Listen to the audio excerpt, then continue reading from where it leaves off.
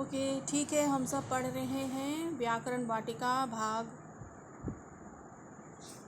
8, कक्षा 8 व्याकरण वाटिका और उसका 5वां पाठ शब्द और पद। इसके पहले का हम लोगों ने पढ़ लिया। अब ये हमें पढ़ना है अर्थ के आधार पर। जो शब्द के भेद किए गए थे, ना, 4 भेद: उत्पत्ति के स्रोत, अर्थ के आधार पर, प्रयोग के आधार पर और रचना के आधार पर। तो पहले वीडियो में मैंने उत्पत्ति या स्रोत समझा दिया। अब इस बार हम लोग पढ़ेंगे अर्थ के आधार पर, ठीक है। तो इसके आगे का ज़्यादा डिफ़िकल्ट नहीं है, आसानी आपको आराम से समझ में आ जाएगा। तो अब यहाँ पर भी अर्थ के आधार पर इसको 5 भागों में बांटा गया है। अर्थ मतलब जो शब्द का अर्थ निकलता है, हम किस किस प्रकार से शब्द का अर्थ निकालते हैं। कभी वो पर्यायवाची होता है, कभी विलोम होता है, कभी श्रुतिशम होता है, कभी अनेकार्थी एकार्थी होता है। तो शब्दों के कई अर्थ होते हैं। तो इस पाठ में हम यही देखेंगे। तो सबसे पहला है एकार्थी, अनेकार्थी, पर्यायवाची, विपरीतार्थी और श्रुतिसम भिन्नार्थी। तो ये सारे जो अर्थ के आधार पर भाग हैं, इन सबको आप शब्द भंडार में पढ़ते भी हैं। तो सबसे पहला जो है एकार्थी, इसको हम देखते हैं। तो हम सबसे पहले देखेंगे एकार्थी।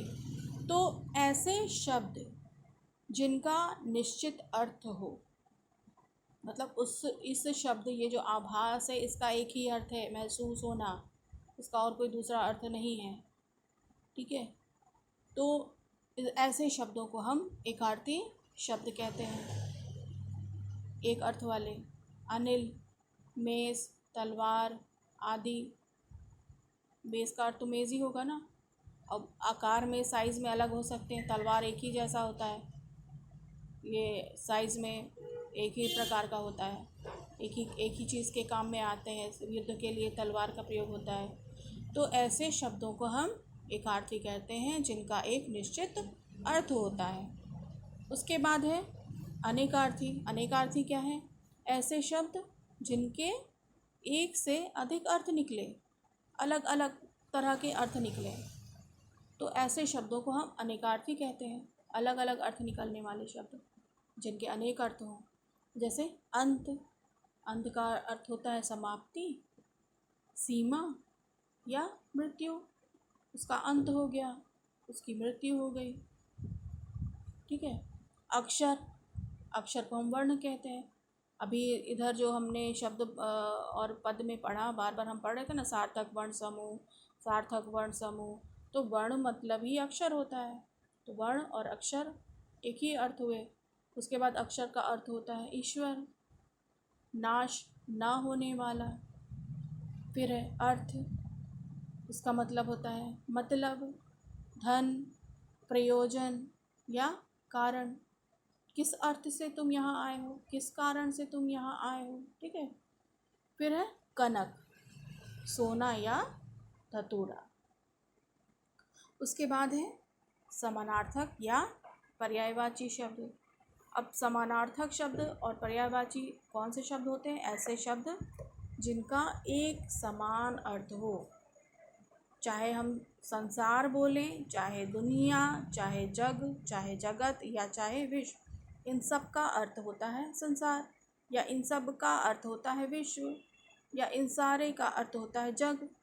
तो ऐसे शब्द जो समान अर्थ दें, एक इक्वल अर्थ दें, वो समानार्थी होते हैं। उन्हें ही पर्यायवाची भी कहते हैं। उसके बाद है बादल, मेघ, जलधर, घन। और एक बात और ध्यान में आप सब रखिए कि अक्सर पर्यायवाची जब पूछा जाता है एग्ज़ाम में बादल का, तो कोई आकाश लिख देता है, कोई गगन लिख देता है। बादल का मतलब वो होते हैं क्लाउड, जो पानी बरसाता है, वो बादल यहाँ बात हो रही है, ठीक है। बादल, मेघ, जलधर, घन। पृथ्वी, यहाँ पर होगा सूर्य, रवि, भास्कर, आदित्य, दिनेश। ये सारे समान अर्थ वाले शब्द हैं। ये सारे पर्यायवाची हैं एक दूसरे के। उसके बाद आता है विपरीतार्थी या विलोम शब्द। तो हम सब ये जो हम पढ़ रहे हैं ये सब क्या है, अर्थ के आधार पर शब्द के भेद हैं। विपरीतार्थी जो ऐसे शब्द जो विपरीत अर्थ दें, बिल्कुल उल्टा अर्थ दें। अनुग्रह विग्रह, विग्रह अनुग्रह, अनिवार्य वैकल्पिक, वैकल्पिक अनिवार्य, उत्कर्ष अपकर्ष, अपकर्ष उत्कर्ष। तो ये आपस में एक दूसरे के उल्टे अर्थ दे रहे हैं, तो ये विलोम शब्द हो गए, विपरीतार्थी शब्द हो गए। उसके बाद हम पढ़ते हैं श्रुति सम भिन्नार्थी। श्रुति सम मतलब श्रुति माने सुनने में, सम माने एक समान, भिन्नार्थी भिन्न अर्थी। श्रुति सम भिन्न अर्थी, सुनने में समान लगे लेकिन अर्थ में विभिन्नता हो। अनु पीछे और अणु कण। अब अगर इनको बोलने में अक्षरों का अगर हेरफेर हुआ, सही उच्चारण नहीं किया तो अर्थ अलग हो जाएंगे। लिखने में भी आप लिखना चाह रहे हैं पीछे लेकिन लिख दिया अणु, तो वो तो गलत हो जाएगा, मीनिंग ही गलत है। तो ऐसे शब्द जो सुनने में एक जैसे लगते हो उन्हें हम भिन्नार्थी शब्द कहते हैं। इसलिए इसको सुनने में कहा है, क्योंकि लिखने में तो बिल्कुल ये अलग है, अलग तुरंत इंसान पहचान लेगा। अनु माने पीछे, अणु माने कड़, लेकिन सुनने में तो सेम लग रहे हैं। ठीक है। उसके बाद कोर किनारा, कौर ग्रास, निवाला जिसको कहते हैं, एक कौर दो कौर, एक निवाला दो निवाला। खाने के कौर बना बना के खिलाते हैं ना, जैसे छोटे बच्चों को माँ खिलाती है। तो ये हो गया विपरीतार्थ। तो ये हमने पढ़ा अभी तक, अर्थ के आधार पर शब्द के भेद। तो अब हम पढ़ेंगे प्रयोग के आधार पर शब्दों के भेद। तो प्रयोग के आधार पर दो भेद होते हैं, विकारी और अविकारी। तो ये विकारी कौन से शब्द होते हैं? तो जब भाषा में शब्दों का प्रयोग व्याकरणिक दृष्टि से, व्याकरणिक संज्ञा सर्वनाम विशेषण क्रिया, जब ये व्याकरणिक है तो समझ जाओ इन्हीं के बारे में बात हो रही है। व्याकरणिक दृष्टि से वे जिस कार्य के लिए बने हैं उसी के अनुसार उन्हें संज्ञा सर्वनाम आदि रूपों में समझा जाता है। इसी आधार पर शब्दों को दो भागों में बांटा गया है, विकारी और अविकारी। तो विकारी, अभी जब आप इन दोनों को समझेंगे तो आपको इसका मतलब समझ में आएगा। तो विकारी वो शब्द होते हैं जब उनका, जिन शब्दों का लिंग वचन काल आदि के कारण विकार उत्पन्न हो, विकार माने परिवर्तन आ जाए, तो ऐसे शब्दों को विकारी शब्द कहते हैं। कब? जब शब्द में लिंग वचन काल आदि के कारण परिवर्तन आ जाए तो वह विकारी शब्द होता है। जैसे लड़का से लड़के या लड़कों, वचन के कारण बदलाव आ गया, आदि रूप भी बनते हैं। फिर संज्ञा सर्वनाम विशेषण क्रिया विकारी शब्दों के अंतर है। तो अगर आपसे पूछा जाए विकारी व्याकरणिक कारणों से कौन कौन से विकारी वो हैं, शब्द हैं, तो ये आप बता सकते हैं, लिंग वचन काल ये सब विकारी हैं। तो अब कैसे, अब यहाँ पर एक एक करके अब कैसे आप इस चीज़ को समझ सकते हैं, इसको अभी मैं आपको बताती हूँ।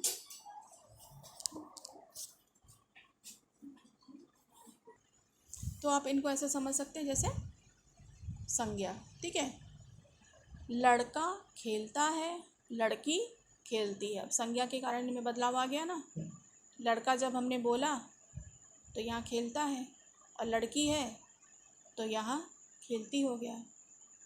लिंग भी इसको कह सकते हैं, लिंग के कारण भी इसमें बदलाव आ गया, स्त्रीलिंग पुल्लिंग हो गया। सर्वनाम, मेरी बहन है, मेरा भाई है, ठीक है। ठीक है, तो आगे हम देखते हैं सर्वनाम, मेरी बहन है, बहन है तो उसके लिए मेरी इस्तेमाल किया गया है, और मेरा भाई है, भाई के लिए मेरा, यहाँ भी परिवर्तन हो गया, विकार हो गया। विशेषण, आम मीठा है, आम पुल्लिंग फल हुआ तो मीठा है। जलेबी स्त्रीलिंग मिठाई हुई तो ये मीठी हो गया, मीठी हमने बोला। फिर क्रिया के साथ लड़का दौड़ता है, लड़के दौड़ते हैं, वचन के कारण भी परिवर्तन आ गया। तो काल में भी ऐसे ही हो जाता है, लड़के दौड़ रहे हैं, दौड़ रहे थे और दौड़ेंगे। तो ये सारे हो गए आपके विकारी शब्द, ठीक है। उसके बाद देखते हैं अविकारी शब्द। तो जिन शब्दों में लिंग, वचन, काल आदि के कारण कोई बदलाव नहीं होता, ऐसे शब्दों को हम अविकारी शब्द कहते हैं और इन्हें ही हम अव्यय कहते हैं। जैसे अव्यय शब्द होते हैं यथा, यद्यपि, तथापि और या, भी, ठीक है। तो अब ये कौन कौन से व्याकरणिक शब्द हैं?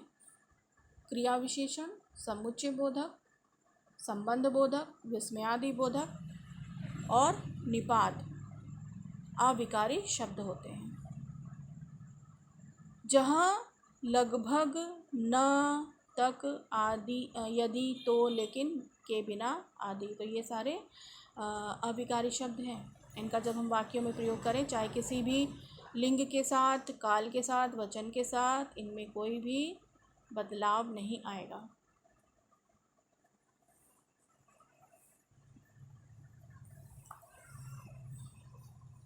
ठीक है। तो उसके बाद हम आगे बढ़ते हैं। 4th पॉइंट, रचना के आधार पर। तो रचना के आधार पर शब्द के 3 भाग किए गए हैं, रूढ़ शब्द, यौगिक शब्द और योग रूढ़ शब्द। तो अब इसको हम एक एक करके देखेंगे कि ये क्या है, योग रूढ़ शब्द और यौगिक शब्द, ठीक है। तो सबसे पहले हम देखते हैं रूढ़ शब्द। तो वे शब्द जो एक निश्चित अर्थ में प्रयोग किए जाते हैं, जो अपने आप में पूर्ण होते हैं, या फिर कैसे, फिर से सुनिए, वे शब्द जो एक निश्चित अर्थ में प्रयोग किए जाते हैं, निश्चित अर्थ के लिए जिनको प्रयोग किया जाता है, या फिर जो अपने आप में पूर्ण होते हैं, मतलब संपूर्ण है, उनमें कोई बदलाव नहीं करना है, कोई कमी नहीं उनमें, उन्हें हम रूढ़ शब्द कहते हैं। जैसे माता, गाय, पानी, नल आदि। तो ये अपने आप में ये पूर्ण शब्द हैं, पूरे शब्द हैं, इनमें कोई भी बदलाव करने की आवश्यकता नहीं है, क्योंकि अपना इनका एक अर्थ है, माता का, गाय का, पानी का, नल का। तो इन शब्दों का निश्चित अर्थ होता है और इन शब्दों के टुकड़े नहीं किया जा सकते। सबसे जो इम्पोर्टेंट बात होती है रूढ़ शब्द की, अगर आपसे पूछा जाए तो आप उस शब्द को ये ध्यान में रख के देखिए कि इस शब्द के क्या टुकड़े हो सकते हैं। अगर कोई ऐसा शब्द दिया है जिसके टुकड़े नहीं हो सकते, जैसे मान लीजिए रचना है, ठीक है, तो इसको अगर हम तोड़ेंगे, ठीक है, तो ऐसे शब्द जिनके हम टुकड़े ना कर सकें, अगर कोई ऐसा शब्द होगा तो आप उनको ध्यान में देख लेना। अगर टुकड़े नहीं हो रहे तो समझ जाइएगा कि ये रूढ़ शब्द है। तो रूढ़ शब्द की सबसे पहले खासियत है कि इसके टुकड़े नहीं हो सकते, इनको हम अलग अलग तोड़ नहीं सकते। तो जैसे अभी मैंने एग्जांपल दिया है, मान लीजिए नल है, तो नल शब्द का अर्थ तो होता है, लेकिन इसी शब्द को अगर हम अलग अलग लिखें, ना और ला लिखें, तो इनका कोई अर्थ नहीं निकलेगा। ना का मतलब क्या निकलेगा और ला का मतलब क्या निकलेगा, ये तो साधारण से एक व्यंजन वर्ण है। तो उसी तरह अगर हम लिखेंगे कलम, गाय, शंख, पानी आदि, तो ऐसे ही ये शब्द हैं जिनका अर्थ तो निकलता है, लेकिन इनको हम अलग अलग तोड़ नहीं सकते।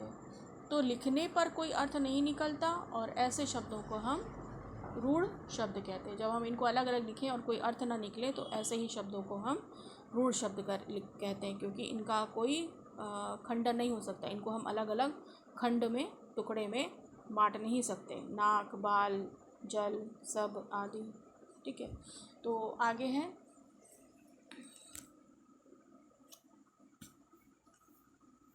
यौगिक शब्द, ठीक है। तो यौगिक को हम देख लेते हैं जल्दी से कि यौगिक क्या है। तो यौगिक शब्द वे शब्द होते हैं जो जिनका अर्थ होता है जुड़ा होना या मिलना, अर्थात वे शब्द जो दो या दो से अधिक शब्दों के मिलने से बने, उसे हम यौगिक शब्द कहते हैं। ये जो शब्द हैं दो दो शब्दों से मिलकर ये बने हैं, इन्हें हम यौगिक शब्द कहते हैं। जैसे घोड़ा सवार, घुड़सवार, राजकुमार, राजा कुमार, राजकुमार, प्रधानमंत्री, प्रधानमंत्री, गौशाला, गौशाला। अब इसके अलावा भी और शब्द हो सकते हैं, जैसे पाठशाला, रसोई घर, पान वाला। तो ये सारे यौगिक शब्द हैं क्योंकि ये दो दो शब्दों से मिलकर बने हुए हैं। उसके बाद अगर हम देखेंगे कि योग रूढ़ क्या है, तो योग रूढ़ कौन से शब्द होते हैं? वे शब्द जो दो या दो से अधिक शब्दों से मिलकर बने हों, फिर भी किसी सामान्य अर्थ को प्रकट नहीं करके एक विशेष अर्थ को प्रकट कर रहे हैं। कैसे शब्द? जो दो शब्द से तो बने हों, लेकिन जब उनको हम मिलाकर लिख रहे हैं या बोल रहे हैं तो उनका सामान्य अर्थ ना प्रकट होकर एक विशेष अर्थ निकल रहा है। तो ऐसे शब्द को हम योग रूढ़ कहते हैं। जैसे यहाँ पर एक उदाहरण दिया है, पंकज, पंख माने कीचड़, ज माने जन्म लेने वाला अर्थात कमल। तो उसी तरह पंकज है, उसी तरह जलज भी हम कहते हैं, जल और जल में जन्म लेने वाला अर्थात कमल। और भी कई एग्जाम्पल इस तरह से मिल जाएंगे योग रूढ़ के, जैसे दशानन, दश आनन। दश का मतलब होता है 10 और आनन का अर्थ होता है सर, अर्थात 10 मुख वाला, 10 सिर वाला रावण। इसी तरह और भी शब्द हैं जो अपने सामान्य अर्थ को छोड़कर विशेष अर्थ को प्रकट करते हैं, और ऐसे ही शब्दों को हम योग रूढ़ शब्द कहते हैं। जैसे यहाँ भी है लंबोदर, लंबा है उदर जिसका, गणेश, दशानन, दश आनन है जिसका, जलज, पीताम्बर, महावीर, हनुमान आदि।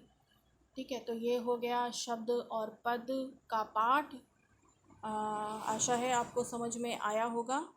और इसके बाद कुछ हम रिवीजन कर लेते हैं और कुछ छोटे क्वेश्चंस आपस में डिस्कस कर लेते हैं। ठीक है, ओके, थैंक यू।